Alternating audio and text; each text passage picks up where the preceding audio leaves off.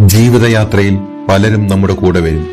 ചിലർ പാതി വഴിയിൽ ഇട്ടുപോകും. അപ്പോഴൊക്കെ നമ്മൾ ചോദിക്കാറുണ്ട്, ഞാൻ അത്രമേൽ സ്നേഹിച്ചിട്ടും എന്തുകൊണ്ടാണ് അവർ എന്നെ വിട്ടുപോയത് എന്ന്. ഇതിന് കൃഷ്ണൻ നൽകുന്ന ഉത്തരം ലളിതമാണ്. കൃഷ്ണൻ പറയുന്നു, നിന്റെ ജീവിതത്തിൽ ആര് വരണമെന്നും ആര് നിൽക്കണമെന്നും തീരുമാനിക്കുന്നത് നിന്റെ പ്രാരബ്ധ കർമ്മങ്ങളാണ്. എന്നാൽ നിന്റെ ജീവിതത്തിൽ നിന്ന് ആര് പോകണം എന്ന് തീരുമാനിക്കുന്നത് ഞാനാണ്. ചില വ്യക്തികൾ നിന്റെ ജീവിതത്തിൽ നിന്ന് അകലുന്നത് നിന്നെ ശിക്ഷിക്കാനല്ല, മറിച്ച് നിന്റെ വരും കാലത്തെ സമാധാനത്തിന് വേണ്ടിയാണ്.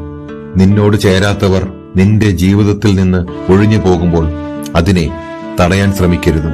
നമ്മൾ ചെയ്യുന്ന നല്ല കാര്യങ്ങൾക്ക് പലപ്പോഴും തിരിച്ച് നന്ദിയോ സ്നേഹമോ ലഭിക്കാറില്ല. അപ്പോൾ നമ്മൾ കരുതും, നന്മ ചെയ്തിട്ട് എന്ത് കാര്യം എന്ന്. എന്നാൽ ഓർക്കുക, നന്മ ചെയ്യുന്നത് ഒരു നിക്ഷേപം പോലെയാണ്.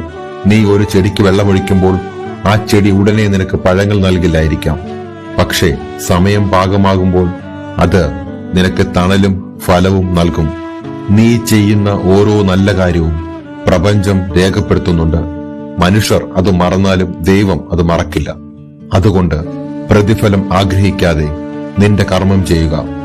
സത്യസന്ധമായി സ്നേഹിക്കാനും സഹായിക്കാനും നിനക്ക് കഴിഞ്ഞിട്ടുണ്ടെങ്കിൽ നീ ആരെയും തോൽപ്പിച്ചിട്ടില്ല. മറിച്ച് നിന്റെ സ്നേഹം മനസ്സിലാക്കാത്തവർക്ക് നിന്നെയാണ് നഷ്ടപ്പെട്ടത്. സമാധാനമായിരിക്കുക.